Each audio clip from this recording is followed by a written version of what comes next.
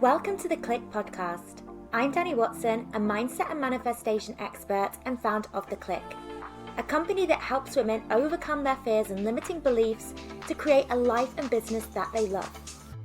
Within this podcast, I will help you get clear on what you want, identify the blocks that are holding you back, transform your mindset and raise your vibration so that you can co-create magic with the universe. If you are looking to design a life that truly sets your soul on fire and manifest more success and abundance, then you are in the right place.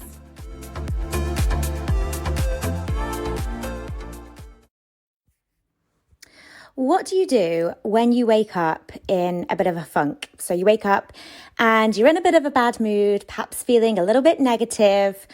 How do you take back control of your day?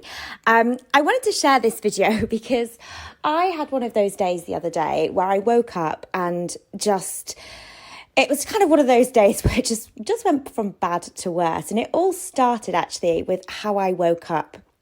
I woke up and I just felt already quite negative. I felt really, really tired. And when my alarm went off, I set my alarm early to get up before my daughter does, and so that I can start my morning routine before she's actually awake. And my alarm went off and I just thought, oh my goodness, this isn't happening for me today. At the time of recording this, and at the time when this happened, I am also pretty much 9 months pregnant. So I'm going to give myself a little bit of slack. However, I've had these days in the past where just things don't go my way from the beginning of the day. So I wanted to share some things with you that really help if you do wake up in a bit of a funk, and how to hopefully avoid even entering into that space. And really where this all starts is with the night before. So the day recently when I woke up in a negative space, I actually had a bit of a rough night the night before, because my daughter, who the time of recording this, she's just turned 2, and I'd hate to use the word struggling because, I know what you focus on expands, but we are struggling to get her to sleep. Getting her to sleep in her own bed has always been tricky. She's co-slept with me since she was born, right from the day we brought her back from hospital. She slept on my chest for probably say the first 2, maybe even 3 months of her life. No idea how I did it now, looking back. And since then, she's just transitioned into our bed. And more recently, at the time of recording this, I'm not sure when this podcast episode's going out. In fact, I think by the time it does, I should have already had my son, who I'm currently pregnant with. We're trying to get Rafi, my daughter, into her own bed before he arrives, but failing miserably. She just likes to be near us. Anyway, I'm digressing. So the night before, we had been trying to get her to sleep in her cot. It ended up with me in her cot with her. Then she was in our bed, and then she just was really restless. So I'd had this really, quite a challenging night the night before. And so I didn't do any sort of evening ritual. I went to bed feeling quite stressed, feeling really, really tired. Being pregnant as well doesn't help, because then I had a bit of a sleepless night. And so obviously waking up in the morning and not feeling my best self was going to be inevitable. And this is because the energy that we end the day with is often going to be reflected in the energy that we start the day with. So I've always been really keen to get together an evening routine that puts me in the right kind of mind frame, the mindset that I want to wake up in the morning. So normally this will involve, so I have my strict kind of morning routine of what I do, but my evening routine will be a bit more fluid. I like to have a bath in the evening because that just really relaxes me. But meditating, perhaps some journaling, I might listen to a podcast, or I might read a book, normally something that's quite sort of inspiring. So I am getting myself into this sort of really positive space before I doze off. And Yeah, so what happens then, you tend to find that if you have that really intentional evening routine, you're going to wake up feeling in a much more positive space in the morning. So many people have morning routines but forget about the evening. So if that's you, I would strongly suggest incorporating something into your evening routine. Getting off social media or any kind of digital devices as well, a couple of hours before bed is honestly going to be life-changing for you. And, there's times when I'm not so strict with this and I will, check things before I go to bed. But on the whole, I'm pretty good at turning my phone off and not checking it right until bedtime. And again, it's just about being intentional with your time and creating the right sort of mindset before you sleep, which is going to dictate how you feel when you wake up. Just imagine if, let's say, for example, before you went to bed, you checked an email and it was negative, or, you were scrolling through social media and it made you compare yourself to other people. Going to sleep on that kind of negative energy is going to make you wake up with that kind of negative energy as well. So just be really intentional about what you consume before you go to sleep. Okay, so the next thing then, and this thing often goes against everything that our intuition tells us, and that is to avoid the doing. Now, often when I've been in a negative space, my gut reaction is sometimes to be to do more. Often as a way to distract myself, to be honest. Like if I'm busy, then I can avoid how I'm feeling, the negative energy that I'm feeling. And when I'm talking about doing, I'm specifically talking about doing in a work context. So throwing myself into my work, into my business, and just trying to be really, really productive. Now, the thing is, when it comes to taking action, and actually that action, if you're wanting that action specifically to create a certain kind of outcome for you, so maybe it's doing something within your business, doing some sort of work, and the idea is that you want that to lead to a certain goal. You always want to make sure that place that you take action from is an inspired place. So it's this whole idea of inspired action, taking action that feels good and you feel good as you take that action. And often what happens, if you take action from a negative place, the results that you create, it's either more of a struggle to create the desired outcome, or it doesn't actually lead to where you want to go. So a good example of this is if I wake up in a really negative space, I'm feeling perhaps lethargic, I got sort of anxiety, I'm feeling quite negative about things or filled with fears around a certain thing. And then I try to, let's say, create. So maybe it would be writing or creating content. I would really struggle to be able to perform in my best possible way. And anything that I do create would probably take me 5 times as long as what it would normally take. And often the results perhaps wouldn't really be the results I was hoping for. So I know that for me to create, in the most optimum way, or for me to produce my best work, I have to be doing that from a place of feeling really, really good.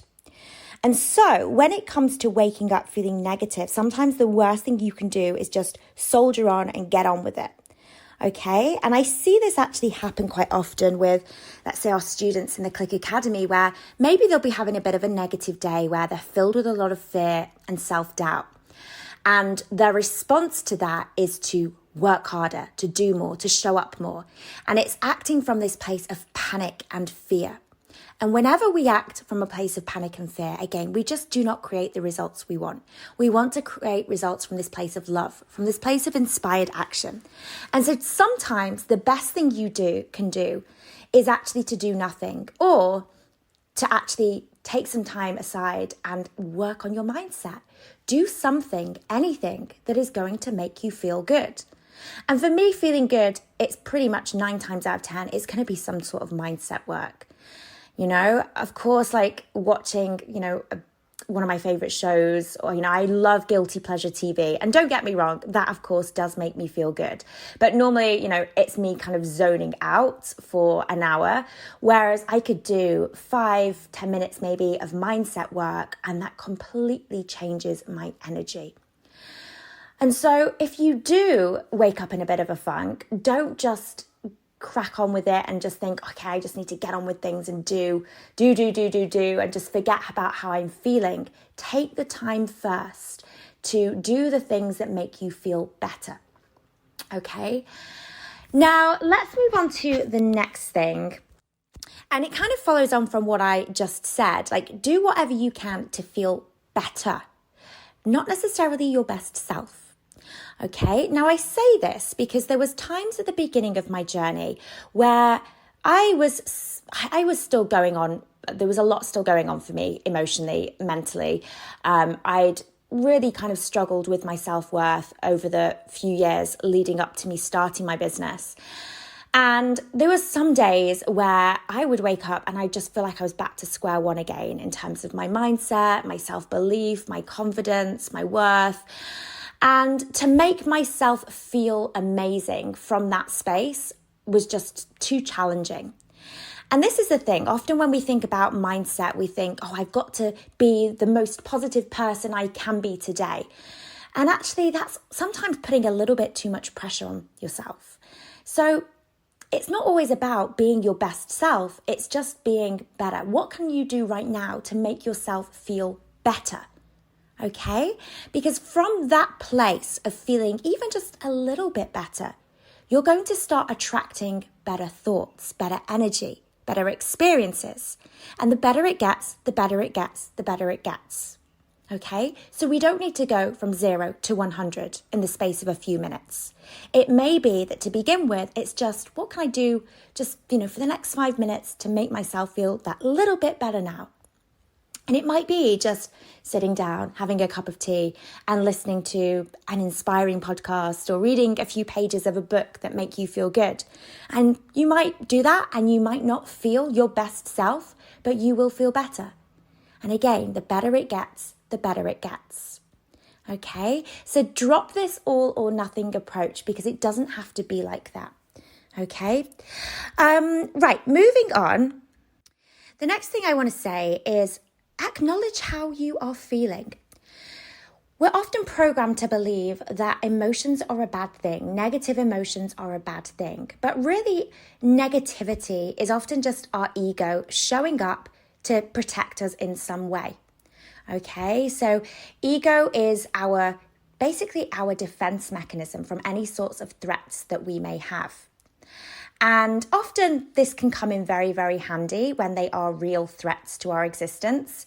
But often the ego gets it a bit wrong and it tries to protect us. It tries to be that overprotective parent, wrapping us up in cotton wool and ultimately just keeps us playing small. But it's important to acknowledge that it is just the ego. It is just something there to keep you safe. So when you are, waking up and you're feeling negative and maybe, that negativity is fear, acknowledge what's actually going on. Don't feel the need to suppress those emotions. So again, emotions were often taught that these are, negative emotions, they're a bad thing. We want to avoid a negative emotions. We want to, be really positive. We want to, show up each day as our most positive selves. And it makes us sometimes think that any type of negative emotion is bad. And I definitely felt I experienced this when I first discovered the law of attraction, because I was, I was reading all of this stuff that said, whatever you focus on, you're going to create more of. And if you think positive, you'll get positive. If you think negative, you'll get negative. And what it was causing me to do was to actually avoid my emotions, avoid the negative. And actually, when we avoid the negative, what we're doing is we're not getting rid of it. It's still there. We're just suppressing it. It's like just putting a Band-Aid on a really sort of festering wound. The wound is just going to get worse and worse and worse. So really what we want to be doing is actually acknowledging and embracing the negative emotions that we're feeling. And there's a really simple tool I like to use to do this. And it is basically, it's identifying where you're feeling that negativity in your body. And I've spoken about this before. The body can be a really great giver of clues. It tells us a lot if we feel into it. And so we can feel negativity. Sometimes it might be a knot in the stomach. It might be tightness across the chest. I often get this like weird pain in my neck when I am like stressed or anxious. So feel into your body. Where is the negative emotion for you? And if you can, give it a name. What is it exactly that you're feeling? What kind of negative emotion are you feeling? Is it fear? Is it stress? What is it? Is it heartache? Is it worry? What is it that you're feeling? Give it a name. And then what I want you to do is just place your hand lovingly on the area where you are feeling that negative emotion the most. So you might be feeling it at a number of places, but wherever you're feeling it the most, I want you to place your hand. And then I want you to take a really deep breath, and I want you to breathe in to that space. And as you're breathing in, I want you to imagine breathing in a really pure, white, cleansing light. Okay? So you're breathing in that pure white light, and you're breathing it into wherever you're feeling that negative emotion. And then what I want you to do is just to let that breath out. And as you let that breath out, imagine that negative emotion is being released with it. Okay? So it's a really, really simple step. And I think this is just a really great way to acknowledge and embrace your emotion, but then to also release it. Because as much as we don't want to avoid negative emotions, we don't want to dwell on them either. We want to find a way to actually release those negative emotions. And this is also where journaling can come in. So journaling in a morning can be used for lots of different things. And I will use journaling to focus on what I want. So I will write out almost like diary entries from my future self. So I will talk about me maybe waking up in my it used to be me waking up in my beautiful home. And now that I'm in that home, although we're still not quite finished with the renovations, but even though I'm in that space, I'm thinking much more now about sort of the future, and I'm thinking about the home we want to buy somewhere warm. And so I will write out these detailed descriptions of me waking up in this beautiful villa, or finca rather, in Mallorca. And, that's often how I use journaling. However, if you've woken up in a negative space, a great way to acknowledge and embrace your emotions is to journal and what you're feeling. And I find the best way for me to do this is to just free flow. So without any prompts or cues, to just basically purge and brain dump whatever is going on for me and just let it all out on the page. And most of the time, if I do this, I will actually then rip the pages out and throw them away, and kind of just get rid of them. But it's almost like a way to just get all of that negative emotion out onto a piece of paper and then just discard it. Okay, so maybe that's going to work for you as well. But as I said, really just acknowledging what it is you're feeling. Now, in a similar breath, you can also ask yourself the question, like, what is this negativity trying to teach me? What can I learn from this? How can this help me grow? Again, so often we see negative emotions or feeling negative or fear or doubt as just this thing that we want to completely get rid of. But sometimes it can be pretty useful. So let's say, for example, you wake up negative and it's because you've got a lot of fears. Maybe it's fears about something you're about to do. Again, like, what is it trying to teach you? Sometimes I really do believe that those negative feelings come up to remind us of where we're perhaps still playing small and where we need to perhaps step up a little bit more and get out of our comfort zone. So I remember in the lead up to me, it was in the time when I was really needing to start bringing on more of a team into my business and more people to support me. And I was just putting it off and I was petrified of doing it. And, it's a responsibility, not just responsible for myself and for my partner, but it was being responsible for somebody else and, for paying them and having them on board and handing over control. So it gave me a lot of fears and anxieties. And, I would wake up during this time and, I'd constantly have this sort of fear at the back of my mind, like, oh gosh, I need to grow. My business needs to grow and it can't grow when it's just me alone. And I'm glad that fear was there, because that fear almost served as a constant reminder of where I was still keeping myself small, where I was still not going all in on things. Okay, so ask yourself, is this trying to teach me something? Is it trying to remind me something? Often we pay attention to negativity, right? When we're experiencing it, when we see it, we feel it, we pay attention. And so just think of it as the universe is trying to get your attention on something. Sometimes it's almost like giving you a little bit of a punch in the arm to say, wake up. This is where you are keeping yourself playing small, or, this is where you're perhaps on the wrong path. Wake up. So kind of see it as a little message, a bit of shot of tough love, perhaps, from the universe. Now, the last thing you want to do if you do wake up feeling negative is to start then beating yourself up about it. And again, I've experienced this where I've woke up in a bad mood and then I'm like, oh, I just hate that I've been like this today. And, maybe I've been like stressed or grumpy with my partner and taking things out on him. And then I felt really guilty and bad afterwards. If you're going to then be in a bad mood and then beat yourself up, it means you're suffering twice, okay? You don't need any more negativity on top of the negativity you're already feeling. So show yourself a little bit of love, a little bit of kindness, and forgive. Okay, so forgiveness is a very, very powerful tool, but just a simple statement, I'm sorry I feel this way today. I forgive you. I love you. And then just let it go. I accept this is how I'm feeling and I forgive myself. It is okay if I feel this way today. And then I guess on a final note is just to remember that, and this is one of my favorite phrases, nothing in nature blooms all year, and so neither should you. Okay?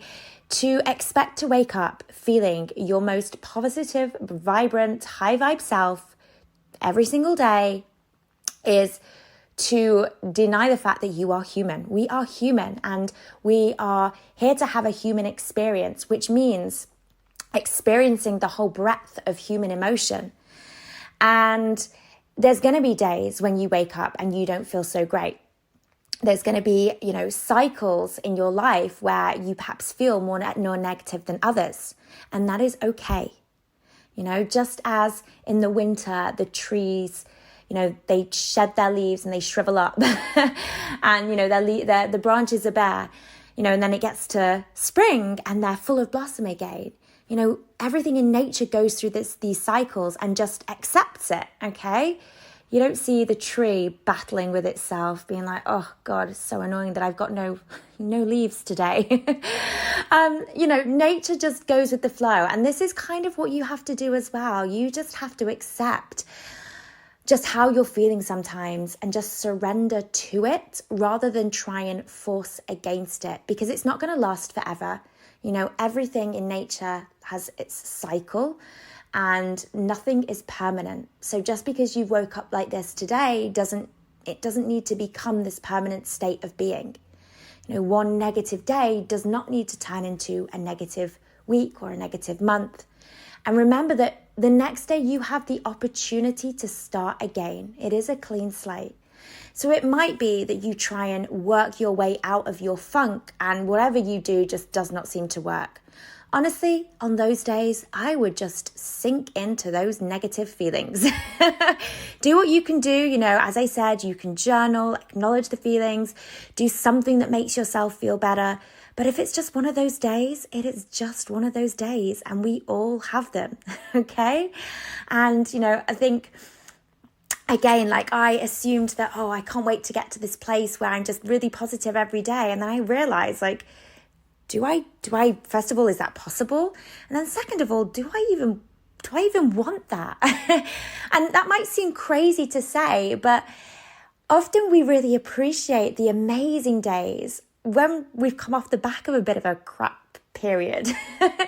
It's almost like, today I'm waking up and I'm feeling amazing.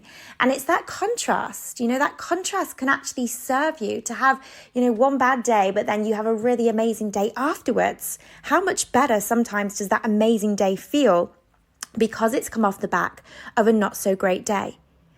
So yeah, if you do have a negative day, sometimes the key is to just surrender, sink into it, and know that tomorrow is an opportunity to start afresh. So I hope this is all giving you a lot of, all a lot of food for thought. And yeah, if you haven't done already, I would be really, really grateful if you could leave this podcast a review if you love it. And yeah, it really would mean a lot to me, and it would just help as well, this podcast, get in front of more people that perhaps need it. All right, ladies, well, I will see you on the next episode. Lots of love. Bye.